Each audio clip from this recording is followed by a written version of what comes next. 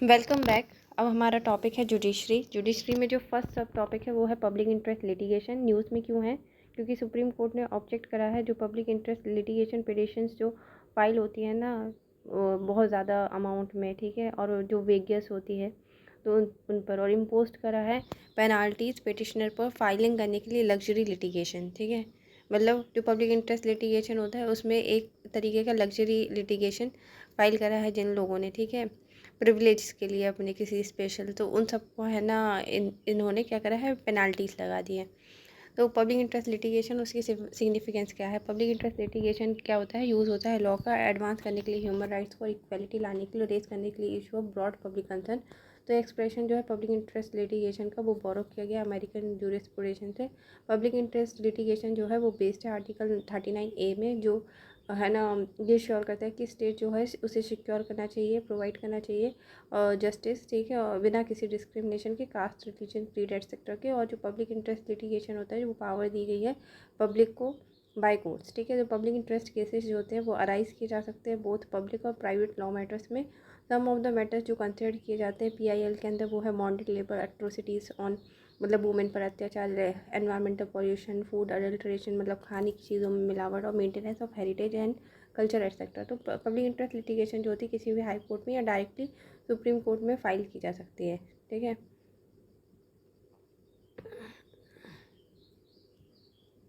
फिर जो है इंपॉर्टेंट जुडिशियल प्रोनाउंसमेंट जो है कंटेक्स्ट में पब्लिक इंटरेस्ट लिटिगेशन के, वो ये है कि SP Gupta versus union of India 1981 की। तो कोई भी मेंबर जो होता है पब्लिक का या NGO का, ठीक है, वो एक्ट कर सकता है और इन्वोक कर सकता है रिट जुरिडिक्शन को हाई कोर्ट के, सुप्रीम कोर्ट के अंडर आर्टिकल 226 और 32, ठीक है, जो कि 32 क्या है, फंडामेंटल राइट के अंदर आता है, ताकि रिड्रेसल प्राप्त किया जा सके वायलेशन के अगेंस्ट, ठीक है, लीगल और कॉन्स्टिट्यूशनल राइट्स जो है पर्सन के उनको प्रोटेक्ट करने के लिए।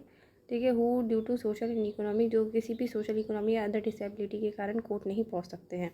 फिर MC Mehta versus union of India 1987 में PIL लाई गई थी, ठीक है, गंगा वाटर पॉपुलेशन के अगेंस्ट। ठीक है, तो ऐसी ने कहा था कि जो पिटिशनर जो कि राइपेरियन ऑनर नहीं है, ठीक है, मतलब जो बिल्कुल निकट पे नहीं रहते हैं, तट पे नहीं है, एंटाइटल है वो, ताकि वो कोर्ट जा सके एनफोर्समेंट के लिए स्टैट्यूटरी प्रोविजंस के, क्योंकि he is a person interested, क्योंकि ये पर्सन इंटरेस्टेड है प्रोटेक्ट करने में लाइव्स ऑफ पीपल जो यूज़ करते हैं गंगा के वाटर को।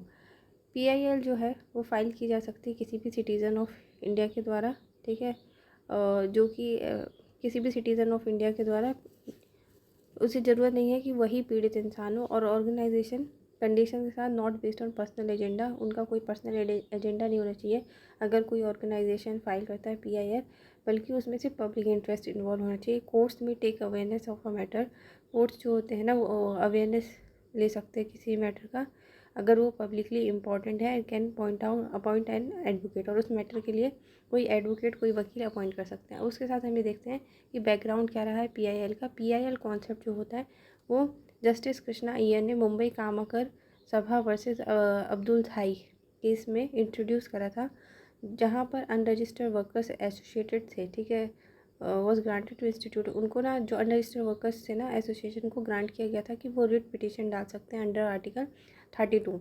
तो 1979 में फर्स्ट एवर रिपोर्टेड PIL जो थी वो थी हुसैन आरा खातून वर्सेस स्टेट ऑफ बिहार, जिसने फोकस करा था इन ह्यूमन कंडीशंस प्रिजन्स की और अंडर ट्रायल की। ठीक है, 1981 में new period of public interest litigation start हुआ था।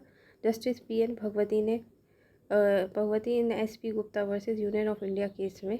तो जस्टिस भगवती जो थे वो फादर ऑफ PIL कहलाते हैं इस तरह से। तो ये टॉपिक हमारा खत्म हो गया। अब नेक्स्ट टॉपिक है ट्रिब्यूनल्स। तो देखो ट्रिब्यूनल्स न्यूज़ में क्यों है कि रिसेंटली सुप्रीम कोर्ट ने कहा है कि जो नेशनल ग्रीन ट्रिब्यूनल है वो सबऑर्डिनेट है हाई कोर्ट के।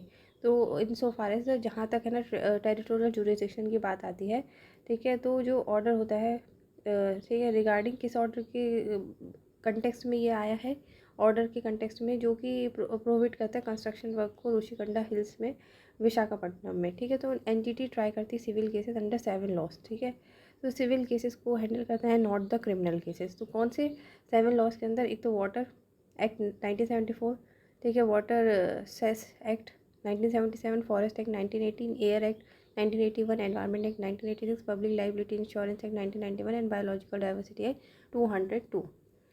तो अब न्यूज़ में इसके बारे में और क्या है कि in case of conflicting orders, ठीक है, जब कोई भी कॉन्फ्लिक्टिंग ऑर्डर्स होता है तो कॉन्स्टिट्यूशनल कोर्ट का ऑर्डर जो होता है वो स्टैट्यूटरी ट्रिब्यूनल्स के ऊपर होगा, ठीक है, मतलब जो कॉन्स्टिट्यूशनल कोर्ट्स के ऑर्डर होते हैं उनको हम मानेंगे। तो अर्लियर क्या था कि L Chandra Kumar versus union of India 1997 में सुप्रीम कोर्ट ने ये कहा था कि जो ऑर्डर्स होते हैं ट्रिब्यूनल के अंडर आर्टिकल 323A और 323B, ठीक है, 323A में क्या होता है, एडमिनिस्ट्रेटिव ट्रिब्यूनल्स आते हैं, ठीक है, और 323B में अदर ट्रिब्यूनल्स आते हैं, ठीक है, वो सब्जेक्टेड है रिट जुरिडिक्शन के हाई कोर्ट के, ठीक है। तो किस केस में कहा था, L Chandra Kumar versus union of India 1997 में। अब डिफरेंसेस क्या होते हैं ट्रिब्यूनल्स और कोर्ट में, देखो, जो ट्रिब्यूनल होती है वो किससे आती है, एक्ट ऑफ पार्लियामेंट से आती है। हाई कोर्ट्स कैसे हैं, कॉन्स्टिट्यूशन ऑफ इंडिया से आए हुए हैं, किसी एक्ट से नहीं आते हैं वो। अब इसने जो एक्ट्स ऑफ पार्लियामेंट है, ठीक है, उसमें इंसर्ट, ये क्या है, इंसर्ट किया गया है 42nd कॉन्स्टिट्यूशन अमेंडमेंट एक्ट 1976 से, ठीक है, ऐड करके 323A administrative tribunal, 323B for other tribunals. तो इस तरीके से इन आर्टिकल्स, मतलब ये जो आर्टिकल्स ऐड करे गए हैं ना, उनमें लिखा है कि एक्ट से है ना ट्रिब्यूनल्स बनेगी, और इसे रिकमेंड किसने करा था, स्वरण सिंह कमेटी ने रिकमेंड करा था। अब देखो पर्पस क्या है, रिजॉल्व करती है ट्रिब्यूनल डिस्प्यूट्स को, कंप्लेंट्स को स्पेसिफिक मैटर्स में। कोर्ट क्या करता है, इंटरप्रेट करता है, मेंटेन करता है law and order in their, उनके जुरिस्डिक्शन के अंदर जो भी आता है, और डिसीजन देता है सिविल और क्रिमिनल केसेस में। और प्रोसीजरल कंप्लाइंस क्या है, देखो, जो ट्रिब्यूनल्स होता है वो बाउंड नहीं होता है स्पेसिफिक प्रोसीजर से, ठीक है, जैसे CRPC वगैरह, ठीक है, पर गवर्न होता है किसके प्रिंसिपल्स पे, नेचुरल जस्टिस के प्रिंसिपल पे, और बाउंड होता है किससे, प्रोसीजरल कोड से। हाई कोर्ट जो होता है वो बाउंड होता है प्रोसीजरल कोर्ट से, मतलब एक प्रोसीजर स्पेसिफिक होता है जो हाई कोर्ट को फॉलो करना होता है, ठीक है। उसके बाद जो मेंबर्स हैं, ठीक है, ट्रिब्यूनल्स में कौन होते हैं, मिक्स होता है जुडिशल और एक्सपर्ट्स का स्पेशल नॉलेज के साथ जो होते हैं। हाई कोर्ट में सिर्फ जुडिशल मेंबर्स होते हैं, ठीक है। पावर क्या होती है ट्रिब्यूनल की, वो लिमिटेड होते हैं, जो लिमिटेड होते हैं टू द लॉज, जहाँ जिसके अंदर वो बनाए गए होते हैं, ठीक है। और पावर जो होती है हाई कोर्ट की, वो सारे इनेक्टेड लॉज को, ठीक है, यूज़ करती है, ठीक है, जब वो कोई भी डिसीजन बनाती है, निर्णय बनाती है। ट्रिब्यूनल्स ऑफ इंडिया में कौन कौन से, देखो, सेंट्रल एडमिनिस्ट्रेटिव ट्रिब्यूनल्स है, कम्पिटेटिव कंपटीशन एपिलेट ट्रिब्यूनल्स है, नेशनल ग्रीन ट्रिब्यूनल्स है, सिक्योरिटीज एपिलेट ट्रिब्यूनल्स है, आर्म्ड फोर्सेस ट्रिब्यूनल्स है, वाटर रिसोर्स ट्रिब्यूनल है, customs excise and service tax appellate tribunals है, और इनकम टैक्स एपिलेट ट्रिब्यूनल है, ठीक है। अब नेशनल ग्रीन ट्रिब्यूनल, ठीक है, इस्टेब्लिशमेंट का इसका किससे हुआ है, NGT एक्ट 2010 से हुआ है। तो देखो इसमें जो चेयरमैन होता है उसको कौन अपॉइंट करता है, इसमें चेयरमैन गवर्नमेंट अपॉइंट करती है in consultation with chief justice of India. At least 10 और मैक्सिमम 20 जुडिशियल मेंबर्स होते हैं और एक्सपर्ट मेंबर्स होते हैं इसके अंदर। टेनर क्या होता है, टर्म होता है 5 ईयर्स का, और वो एलिजिबल नहीं होते हैं रीअपॉइंटमेंट के, ठीक है, NGT के अंदर। तो आपको ये याद रखना है कि रीअपॉइंटमेंट के लिए यहाँ पर वो नहीं है प्रोविजन। फंक्शन क्या होता है, और सारे सिविल केसेस को जो रिलेटेड होता है एनवायरनमेंट प्रोटेक्शन से और कंजर्वेशन से, उसको ये है ना डील करता है। फिर उसके बाद इसके डिसीजन जो होते हैं सारे वो बाइंडिंग होते हैं सारे पार्टीज में जो इसके अंदर इन्वॉल्व होते हैं। अब ट्रिब्यूनल रिफॉर्म्स एक्ट जो आया है 2021 का, ठीक है, हम उसे देखते हैं। तो इसने रिप्लेस कर दिया है tribunal reforms rationalisation conditions of service ordinance 2021 को। तो इसका पर्पस क्या है, डिसॉल्व करना सर्टेन एग्जिस्टिंग एपिलेट बॉडीज़ को और ट्रांसफ़र करना उनकी फंक्शन को एग्जिस्टिंग जुडिशियल बॉडीज़ को, ठीक है, मतलब जो एग्जिस्टिंग एपिलेट बॉडीज़ है ना उनको है ना ख़त्म कर देना, और उनके जो फंक्शन है वो अदर जुडिशियल बॉडीज़ को ट्रांसफ़र कर देना। जैसे फंक्शन जो है एपिलेट ट्रिब्यूनल का जो सिनेमेटोग्राफी एक्ट के अंदर है उसे ट्रांसफ़र कर दिया जाएगा हाई कोर्ट को। तो इसका पर्पस है कि वो सेटअप करेगा सर्च कम सिलेक्शन कमेटी को, जो सिलेक्ट करेगी और अपॉइंट करेगी चेयरपर्सन को और मेंबर्स को वेरियस ट्रिब्यूनल्स के। तो ये अमेंड करता है फाइनेंस एक्ट को 2017 के, और स्पेसिफाई करता है कि that these committees will consist of, कि इस कमेटी में कौन कौन होगा, CGI होंगे सुप्रीम कोर्ट के, ठीक है, या फिर सुप्रीम कोर्ट जज होंगे जो नॉमिनेटेड है, ठीक है, बाय हिम, और चेयरपर्सन होंगे with second casting vote in case of tie, ठीक है, सेकंड कास्टिंग वोट के साथ टाई के। फिर 2 सेक्रेटरीट्स होंगे, ठीक है, जो नॉमिनेटेड है सेंट्रल गवर्नमेंट के, सिटिंग और ऑन आउट गोइंग चेयरपर्सन होंगे, और या रजिस्टर्ड सुप्रीम कोर्ट जज होंगे, या फिर retired chief justice of high court होंगे, ठीक है। सेक्रेटरी होंगे मिनिस्ट्री के under which tribunal is constituted, secretary होंगे मिनिस्ट्री के जिसके अंदर ट्रिब्यूनल कॉन्स्टिट्यूट किया जाता है, बट उनका कोई वोटिंग राइट नहीं होगा। It retains terms of office of chairperson, ठीक है, ये रिटेन करता है term of office of chairperson, ठीक है, और मेंबर्स एट 4 ईयर्स। तो मतलब जो है ना मेंबर जो होंगे वो 4 ईयर तक रहेंगे। और अपर एज लिमिट कितनी होगी, 70 ईयर्स होगी चेयरपर्सन के लिए, और 67 होगी किसके लिए, अदर मेंबर्स के लिए। और उन ये ना रीअपॉइंट हो सकते हैं। फिर 50 ईयर्स जो होगी मिनिमम एज लिमिट होगी अपॉइंटमेंट के लिए, चेयरमैन, चेयरपर्सन और मेंबर्स के लिए। तो देखो की डेवलपमेंट्स क्या हुए हैं ट्रिब्यूनल सिस्टम में इंडिया में। पहला है कि फर्स्ट ट्रिब्यूनल जो था वो इस्टेब्लिश हुआ था इनकम टैक्स एपलेट ट्रिब्यूनल, ठीक है, as income tax appellate tribunal के तौर पे। और 1969 में फर्स्ट एडमिनिस्ट्रेटिव रिफॉर्म कमीशन बना था, ठीक है, to set up civil services tribunal. तो पहला एडमिनिस्ट्रेटिव रिफॉर्म कमीशन जो था उसने रिकमेंड करा था सेटअप करने के लिए सिविल सर्विस ट्रिब्यूनल को नेशनल और स्टेट लेवल में। 1974 में सिक्स्थ लॉ कमीशन ने रिकमेंड करा था separate high power tribunal and commission for adjudication and matters in high courts, ठीक है। 47th amendment to constitution was pass to constitute administrative tribunals and other tribunals. तो 42nd constitutional amendment act जो था उसने है ना पास करा था कि हम क्या कर सकते हैं, कॉन्स्टिट्यूट कर सकते हैं एडमिनिस्ट्रेटिव ट्रिब्यूनल्स को और अदर ट्रिब्यूनल्स को। फाइनेंस एक्ट 2017 ने रीऑर्गेनाइज करा था, ठीक है, ट्रिब्यूनल सिस्टम को मर्ज करके ट्रिब्यूनल्स को जो बेस्ड होती है फंक्शनल सिमिलैरिटी में। और 2021 ने में ट्रिब्यूनल रिफॉर्म्स बिल 2021 जो थी इंट्रोड्यूस की गई थी लोकसभा में। अब रिलेटेड इन्फॉर्मेशन क्या है, स्पीकर एज ट्रिब्यूनल, ठीक है। स्पीकर ऑफिस जो है वो कंट्रोवर्सीज में रहा है अपने डिसीजन डिस्क्वालिफिकेशन के डिसीजंस को लेके, ठीक है, ऑन एमएलए। सुप्रीम कोर्ट ने पार्लियामेंट को रीथिंक करने के लिए कहा है कि ये जो डिस्क्वालिफिकेशन पिटिशंस जो होती हैं जो है ना स्पीकर के पास जाती हैं, और स्पीकर जो होता है वो एक्ट करता है क्वासी जुडिशियल अथॉरिटी की तरह। तो जो स्पीकर होता है वो कंटिन्यू टू, और उस साथ में स्पीकर क्या होता है, कंटिन्यू टू बिलोंग करता है किसी पॉलिटिकल पार्टी से, ठीक है, चाहे वो पहले होता है या फिर बाद में ज्वाइन कर लेता है उस तरीके से। बट जो पार्लियामेंट होता है उसे सीरियसली रिकन्सिडर करना चाहिए अमेंड करने के लिए कॉन्स्टिट्यूशन को, ताकि वो सब्स्टिट्यूट कर सके स्पीकर ऑफ लोकसभा या फिर लेजिस्लेटिव असेंबलीज को, कि वो आर्बिट्ररी वे में डिस्प्यूट्स को डील नहीं करे जो कि डिस्क्वालिफिकेशन से रिलेटेड होते हैं 10th शेड्यूल के, ठीक है। ताकि इनकी जगह क्या होगा है ना, हम इन ये ना डील करेंगे तो हम क्या करेंगे, एक परमानेंट ट्रिब्यूनल ले आएंगे। अब नेक्स्ट टॉपिक है अपॉइंटमेंट ऑफ जजेस। तो न्यूज़ में क्यों है, सुप्रीम कोर्ट ऑफ इंडिया जो है उसने सैंक्शन कर दी है सीट्स, ठीक है, जो field means all section seats जो होती हैं ना वो फिल्ड हो चुकी हैं 2 साल के बाद। क्योंकि पहले ना शायद 31 ही थे सुप्रीम कोर्ट में जजेस, बट मैक्सिमम लिमिट कितनी 34। अब 2 साल के बाद वो सारी की सारी भर गई हैं, तो इसलिए ये न्यूज़ में है। अब इससे ज़्यादा इसके बारे में न्यूज़ में क्या है कि एट प्रेजेंट जो सुप्रीम कोर्ट का स्ट्रेंथ था ना, 32 जजेस था, ठीक है, पर एज अगेंस्ट द सेक्शन जो कि है ना हमारे पास कितनी की स्ट्रेंथ थी, 34 जजेस की स्ट्रेंथ थी। तो article 124(1) of constitution of India जो है ना वो बोलता है कि पार्लियामेंट जो है वो प्रिस्क्राइब कर सकता है स्ट्रेंथ, ठीक है, सुप्रीम कोर्ट की। मतलब पार्लियामेंट चाहे तो वो अभी इसकी स्ट्रेंथ को बढ़ा के 34 से 38 भी कर सकता है। अब देखो इंपॉर्टेंट जुडिशियल प्रोनाउंसमेंट जो है कंटेक्स्ट में कॉलेजियम सिस्टम के, वो देख लेते हैं। तो फर्स्ट जजेस केस 1981 या एसपी गुप्ता केस जिसे कहते हैं, उसमें क्या होता कि सुप्रीम कोर्ट ने ये निर्णय दिया था कि जो रिकमेंडेशन सीजीआई देगा प्रेसिडेंट को वो रिफ्यूज़ की जा सकती है कोजेंट रीजंस के बेसिस पे, ठीक है।